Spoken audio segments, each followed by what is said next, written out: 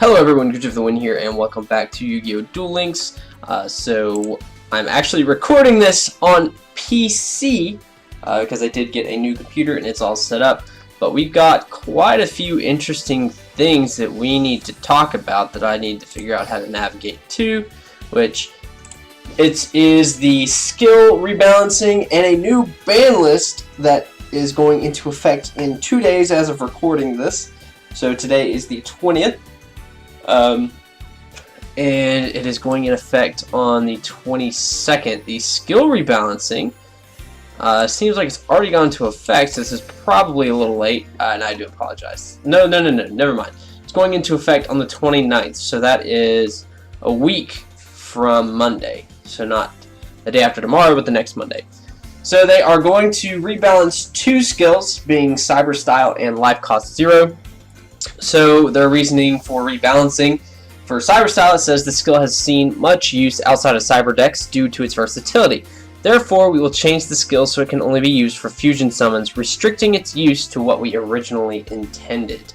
Okay, so basically they're like, hey, we wanted you to use it for fusions, so now it's going to only be used for fusions. We'll get into what they're going to do here in just a little bit. So Life Cost 0 says, this skill has seen much use alongside Cyberstein. We will be limiting the number of times this skill can be used, as the increased card pool has made it easier to reduce your life points below 1,000, and has created more options for fusion monsters that can be summoned by Cyberstein, making the skill too powerful.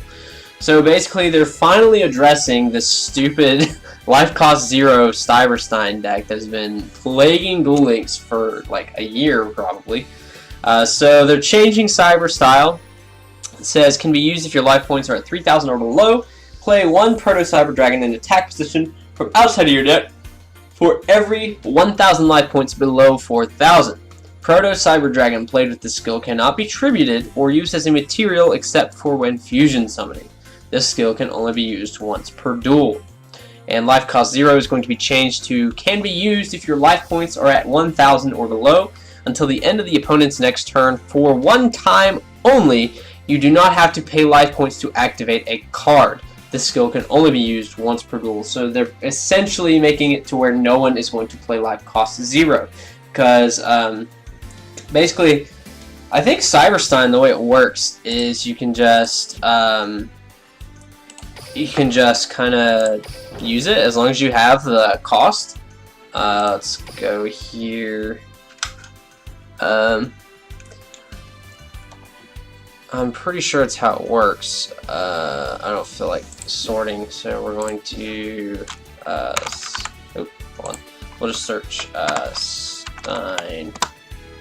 Yeah, there we go. Yeah, pay 5,000 life points special. Yeah, so there's no once per turn effect on this whatsoever. So as long as you have the 5,000 life points, you can actually pay the cost. So very good on them for finally addressing that deck right there. So the biggest thing that needs to be addressed is the new ban list, and it's going to change the way few decks that are kind of big right now are going to play. So the only thing that is changing is they're putting some cards to 1 and some cards to 2. So right here they have Vision Hero Vion going to 1. Says this card has allowed Destiny heroes to be highly flexible, so we've decided to limit the card in order to prevent one-sided duels. So I'm not entirely sure how abused Vion was in Destiny Heroes. I'm honestly not been playing competitively for a while. I just kind of do the PvE stuff here lately. But obviously you can dump a hero, and what they're probably doing is dumping Malicious into the grave, and then summoning it to have a free, another free dark hero monster on board. Plus, you can banish a hero from your graveyard and add polymerization from deck to hand, so you can go into Vision Hero Trinity, which is actually really pretty good, actually, in Duel Links. But the next card that is going to 1 is Onslaught. Holy thank goodness! Amazon's Onslaught is finally going to 1. So they had it at 2, which was all fine and dandy, I guess, but they still had a lot of access to a bunch of stupid stuff. But now it's finally at 1, and there's going to be some more Amazonist hits, actually. So those are the only 2 cards going to 1. So the first card going to 2 is Amazonist Princess. Well, now this is very interesting because now you are less likely to open it in your opening hand. Also, you cannot play enemy controllers with it. You cannot play another card that's going to be seen. You can't play Baby Tiger with it. So you basically have to choose which one you want. And obviously you're going to pick this over anything else because Princess is just a really good card. So in case you don't know, you normal summon, you grab an Amazon spell trap from deck, so Onslaught being the target, and then when it declares an attack, you can send another card on from your hand or field to grave and special summon an Amazonist monster from deck, which usually that's when you bring out the Queen, which even if you go to crash into something smaller or something bigger, once you have Queen on the board, Princess won't be destroyed, and if you're using Teya's Holy Guard, it won't matter, you won't lose any life points. So very interesting indeed.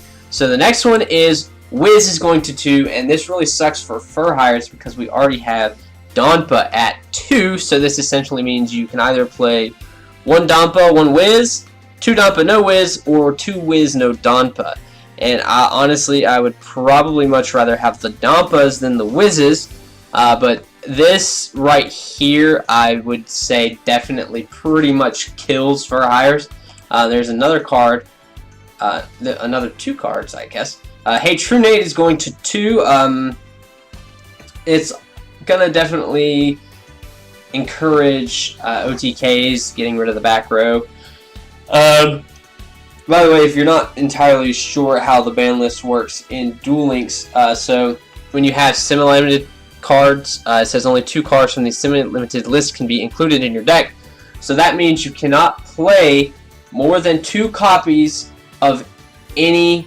You can only have 2 copies of semi-limited cards, right? So of this list, like if we just had this, you can only play 1 Princess, 1 1 Wiz in your deck if you put them together for some reason. Okay, you can only put 1 Wiz, 1 Hey True Nate. Okay, you have to choose between the semi-limited cards in your deck which one you'd rather have and what ratio you'd rather have.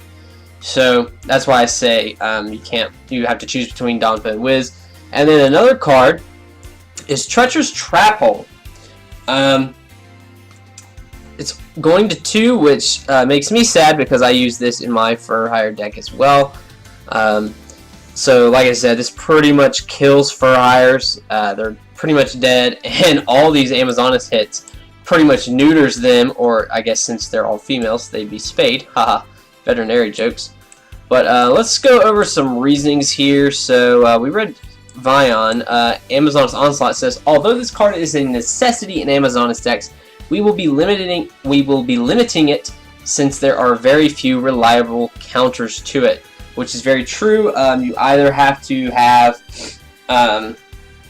some sort of removal like Galaxy Cyclone or Cosmic Cyclone, Dust Tornado. I feel like there's another card that's some back row removal that I'm not getting. But anyways, a lot of the cards are kind of slow, like Galaxy Cyclone. I think the first one is you destroy a set card, then the next turn, you can't do this on the turn you already activate it, and the turn it was sent to the graveyard, you can banish it and destroy a face-up spell or trap. Also, whenever this thing dies, this is what Onslaught does, basically. You can have if an Amazonist monster attacks, or does battle, not even attacks, is attacked or attacks another monster, then you can choose to banish that monster after the damage step, or after damage calculation.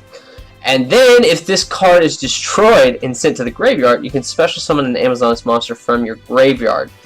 So it's helping float, and it's just doing all kinds of stupid stuff. So the reason for Princess, this card will be semi-limited, as it gave Amazoness decks a considerable advantage. Wiz is being semi-limited because it allows Fur-Hire decks to reliably prevent their opponent's plays. It's only once per turn. You have to have a Fur-Hire in hand, but I understand the reasoning. If I know the Spellbook matchup was very one-sided in favor of Fur-Hires, as long as they got Wiz out on the board. Trunade, this card will be semi-limited as it has the potential to end duels immediately.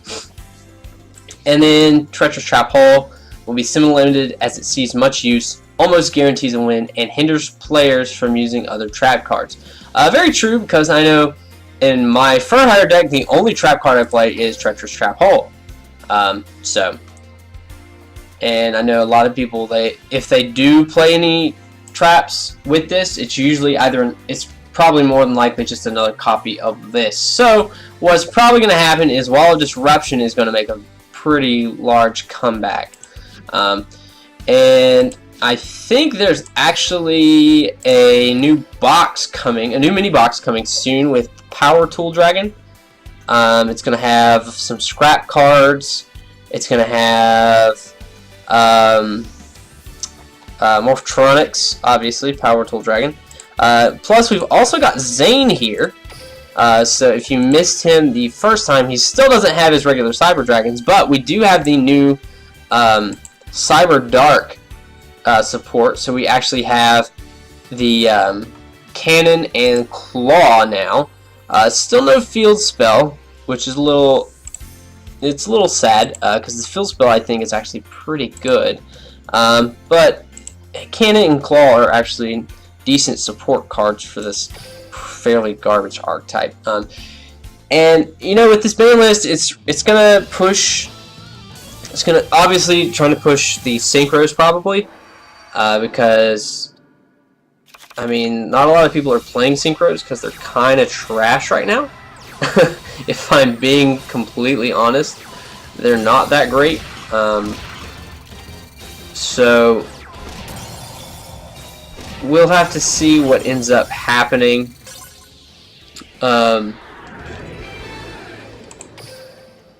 Because honestly, I'm not entirely sure what is like tier 1 right now. I know Amazoness and I think Vampires have been. So Vampires will probably take the top spot without a doubt. I don't know if this will leave an opening for Spellbooks to come back or not.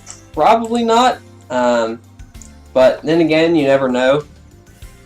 But honestly, the cards in the next box, I obviously I haven't been able to read all the cards, so I'm not entirely sure if the Morphtronics will be that great. There's not a lot of scrap stuff coming. We are getting the Buster Whelp,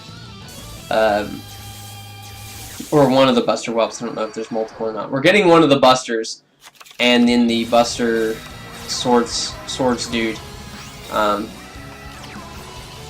So we are getting a little bit of that, which is interesting. And dear goodness, Blue Eyes. Blue Eyes might actually Blue Eyes might actually make some sort of splash in the meta for all we know. It's going to be interesting because Fur-Hires and Amazoness has been around for a long time, probably close to 3 or 4 months, honestly. Let's go back and see when Onslaught was first released, because that was around that time. Let's see, I believe it was Valiant Souls. Is this where Onslaught is? Yes, this is Onslaught. Onslaught's in this box. So this came out in April. Holy crap! And Princess came out shortly after. So, oh man, dang, that's half a year. Oh wow, that's seriously like half a year that this card has been out, and Amazonesses have been like tier 1 since then. It's crazy to think about. Wow, I mean, sheesh. And even Masked Heroes, they've been on top for quite a while too, which is crazy to think about. So honestly, I think I'm in like this transitional period, which I think for Duel Links, I think this is actually something that a lot of people should do. Is basically save your gems for a deck that you enjoy playing, and then once you find that deck that you enjoy playing, that you know you would enjoy playing, you can go ahead and spend all your gems on it. Just play it for a couple seasons and save up your gems, and then basically just take the loss for a few seasons, just to build decks that you want to build and make sure you have the resources to do so. Unless you're okay with spending money, then obviously you can chase the meta decks every single format. But that's all I got for you guys today. Hopefully you enjoyed. Let me know what you guys think of the hits to the on the ban list. And let me know what you think is going to be in the meta here coming up. I think it'll be an interesting format, to say the least. It'll probably be a little like free-for-all at first, but honestly I think vampires will probably still take the top spot. And we might see a resurgence of some spellbooks, and we might see some Blue Eyes decks. Even though Blue Eyes isn't that great, we might still see them pop up here soon. But like I said, thanks so much for watching, and I will see you guys next time. Peace out.